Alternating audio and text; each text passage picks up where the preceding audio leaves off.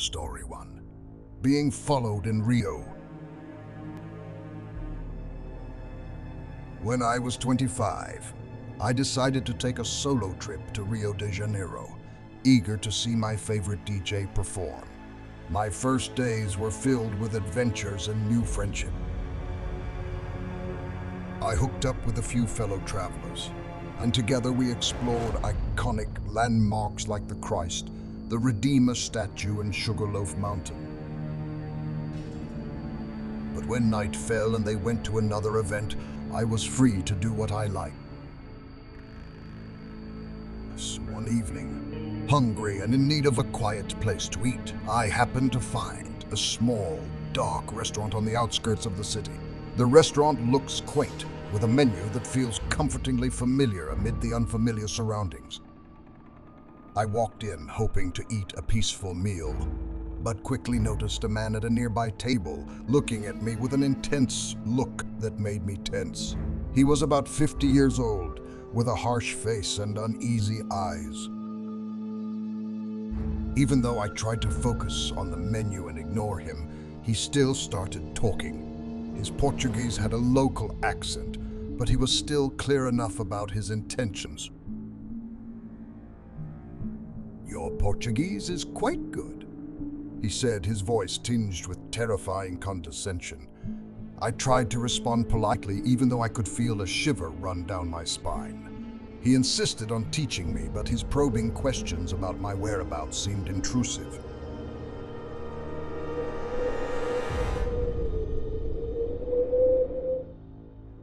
I made up details to protect myself, feeling increasingly uncomfortable under his supervision. As soon as my food arrived, I hurriedly finished my meal, eager to leave. The man's presence loomed over me as I paid and quickly left. But when I returned to my hotel, I glanced over my shoulder and saw him following in the distance, his shadow dark and menacing under the streetlight. Fear tightened around my chest. I hurried back, my heart pounding with every step.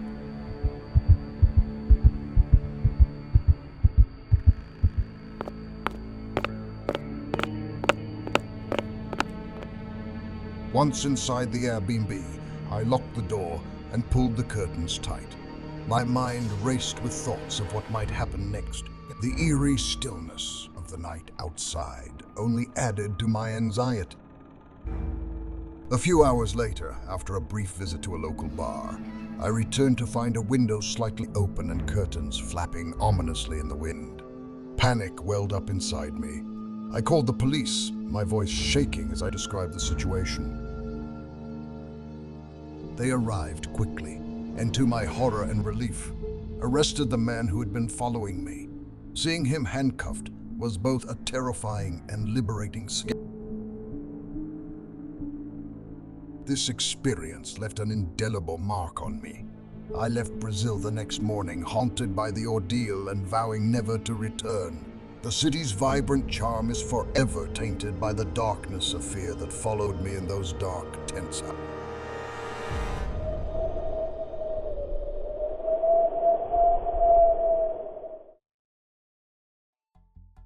Story 2. Terror after work hours.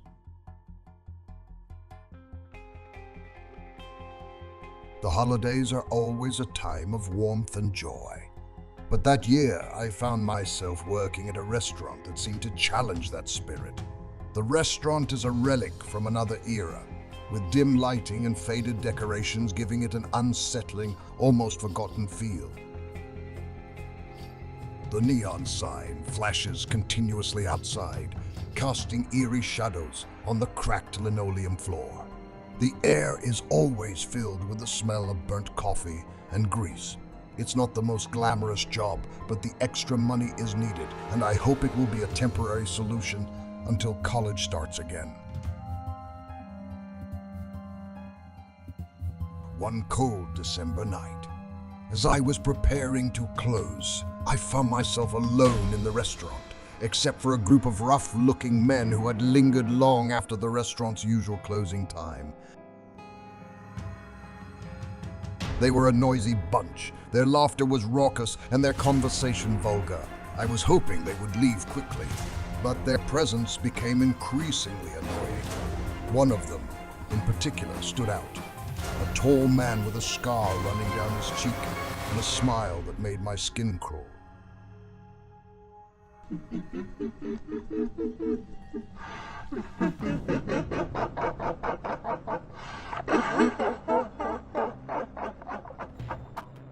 He approached me at the counter as I was wiping it, his eyes lingering too long. "Any big plans tonight, baby?" he asked, his voice dripping with menace. I tried to smile politely, trying to stay calm. "No, not really. Just going home." He chuckled, a sound that made me shiver. "You know, you should be careful walking alone at this time of night." I nodded, trying to brush off his comment. "Thanks for the advice. Good night."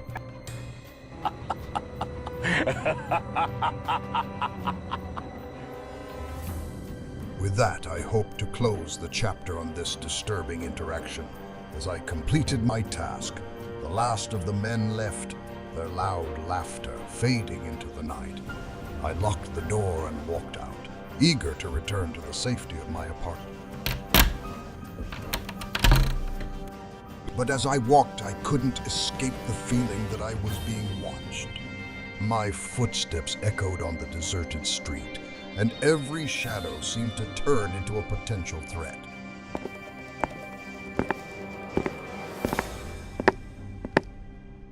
A cold wind blew through the air, and just as I started to accelerate, I heard it, a sharp whistle. It pierced the silence, and my blood ran cold.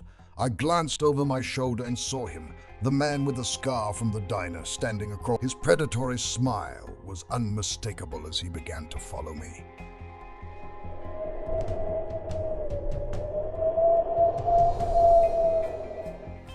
My heart beat faster as I walked faster, his footsteps growing louder behind me.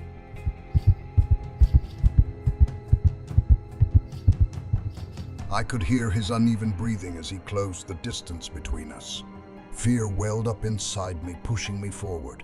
I could see the lights of my apartment building in the distance, but it felt like it was miles away. The cold seemed to seep into my bones, making each step heavier. Then, without warning, his hand clamped around my mouth, pulling me into the darkness. I tried to scream, but the sound was muffled by his harsh grip. His breath was hot and foul in my ear as he whispered, "Don't make a sound, or I'll hurt you."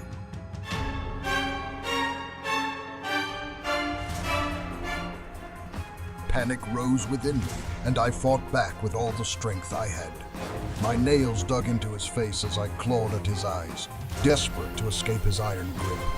He let out a choked cry, and for a moment I felt a flash of victory. Seizing the opportunity, I escaped and quickly ran back to my apartment. Tears streamed down my face, and my breathing became labored as I ran. I stormed into my apartment, slammed the door behind me, and locked it with shaking hands. I fell to the floor, my body shaking uncontrollably as I sobbed. My roommates, startled by my appearance, rushed to my side, their faces both worried and confused. "What's up?" one of them asked, his voice filled with worry.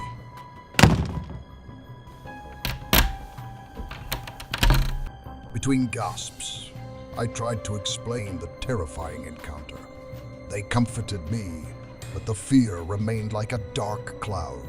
I couldn't escape the sight of his predatory smile or the sound of his menacing whispers. The next morning, I decided to quit my job. I couldn't bear the thought of facing him again, nor could I stay in a place that had become a symbol of terror. I submitted my resignation. I felt a weight lifted from my shoulders, but the scars of that night remained. The city, which once seemed promising, now resembles a maze of hidden dangers, a constant reminder of the darkness that can lurk just beyond the familiar.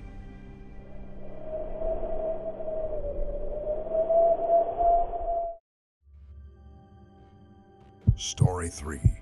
Nightmare of the Diner.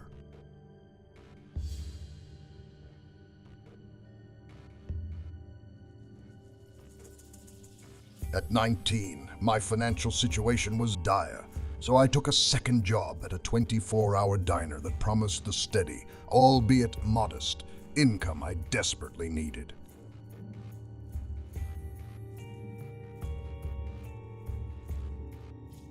The diner is an old establishment with flashing neon lights outside and an interior that hasn't changed in decades. The greasy boots and the constant buzzing of the coffee machines have become my second home, although I often feel an undercurrent of insecurity whenever I'm there alone.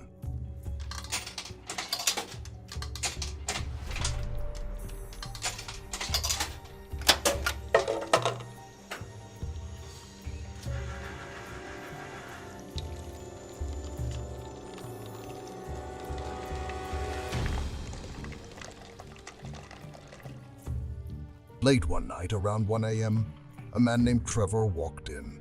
He had a slovenly appearance, and his greasy back-combed hair made him look as if he hadn't had a haircut in years.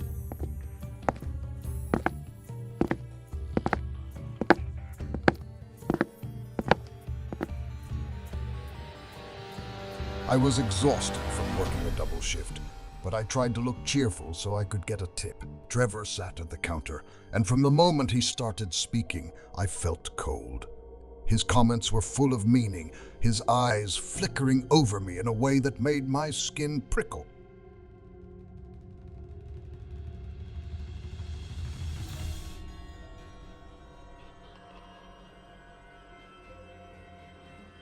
"You look so beautiful tonight," he said, his smile growing wider. "How about you hang out with me for a while?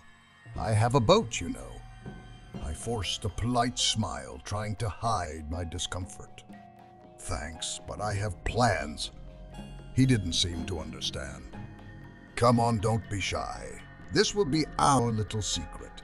You can text me anytime."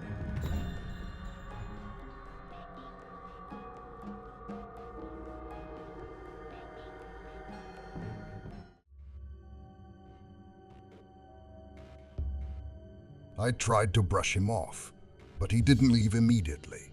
His presence remained, making me feel trapped.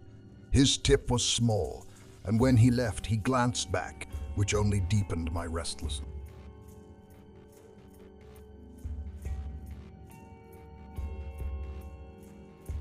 Later that week, Trevor appeared again. This time, my colleague said he asked for my full name. I felt sick as I realized how intrusive this man was being. That night, my phone vibrated with a new text message from an unknown number. It was Trevor, and the message was alarming.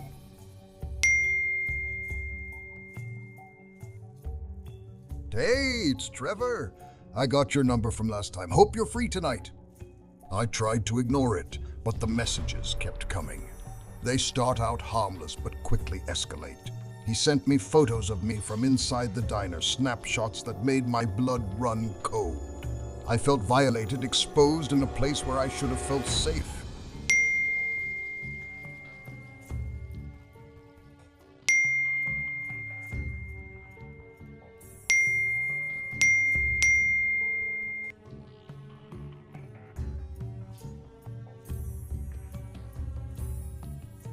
Desperate and scared, I called the police. The officer's expression was serious when he informed me that they had issued a warning, but that did not ease my fears. I quit my job immediately, but the damage was done. The restaurant, once a way of life, has become a scary place.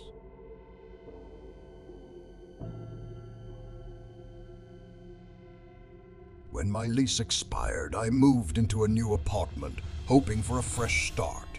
But that experience left an indelible mark. I'm constantly stressed. Every text message or unexpected knock on the door makes my heart beat fast.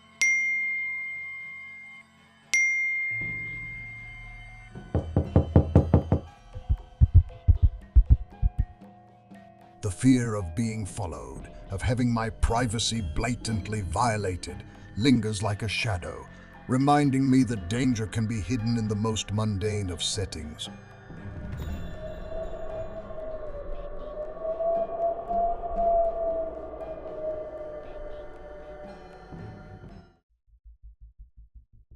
Story 4. The Haunting of the Old Mill Restaurant. The Old Mill Restaurant has always been a favorite with locals. Located in a quaint, picturesque town, this restaurant is famous for its rustic charm and hearty meals.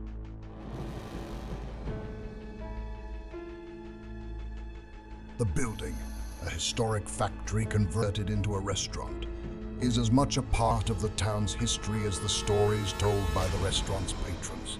However, beneath the restaurant's charming facade, a cold presence lurks. A presence that will come to disrupt the lives of those who dare to work there.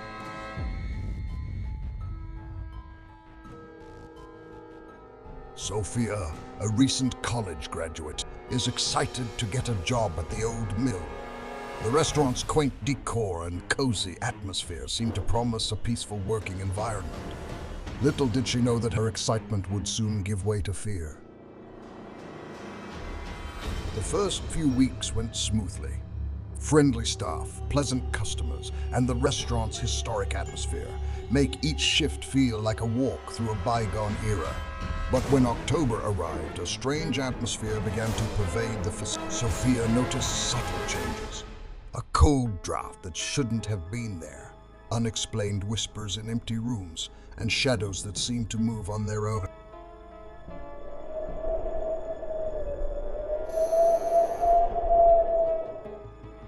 One evening, as Sophia was alone closing the door, she heard faint laughter coming from the dining area. She checked the dining room, but it was empty. Shaking off the strange feeling, she continued her work. The laughter grew louder, now accompanied by soft, ghostly voices. The temperature in the room dropped sharply, her breath visible in the cold air.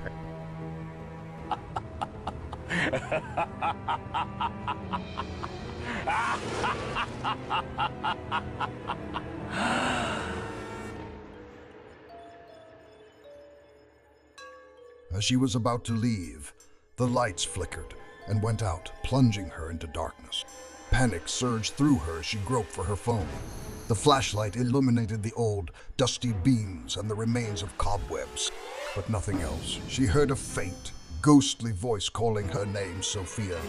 Her skin pricked, and her heart beat fast as she hurried to the front door.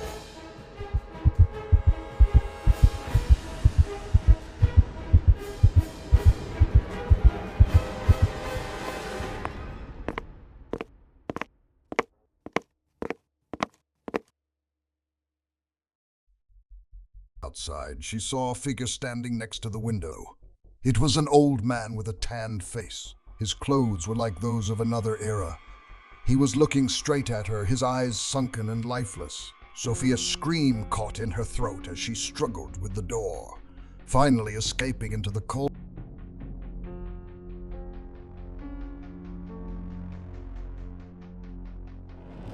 The next day, Sophia talked to her colleagues, hoping to find comfort.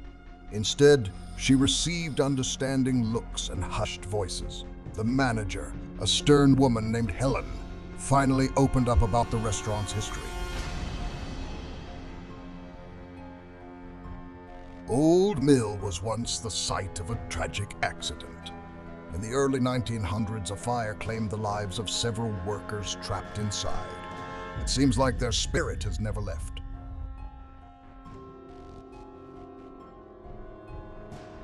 Helen's revelation does nothing to alleviate Sophia's fears. She continued working at the restaurant, but the atmosphere was still heavy with a sense of fear. Ghostly laughter and chilling whispers became a regular part of her shift. She wasn't the only one experiencing supernatural disturbances. Her co-workers had also witnessed similar strange phenomena.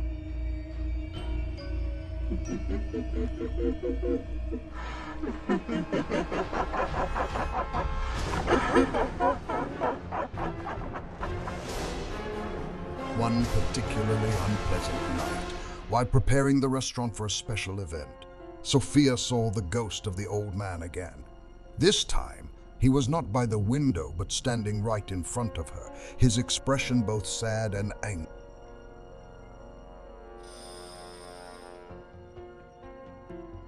"Help us," he whispered, his voice echoing the pain of the past. "We're stuck."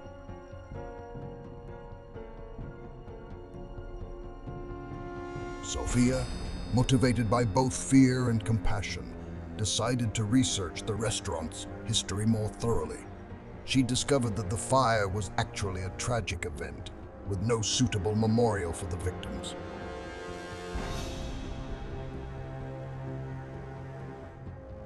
With this knowledge, she organized a small memorial service at the restaurant, inviting local historians and community members to pay their respect.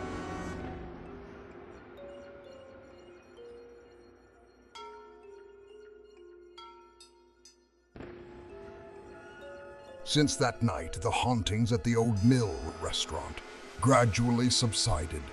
Sophia's efforts to acknowledge and honor the spirits seemed to bring them some.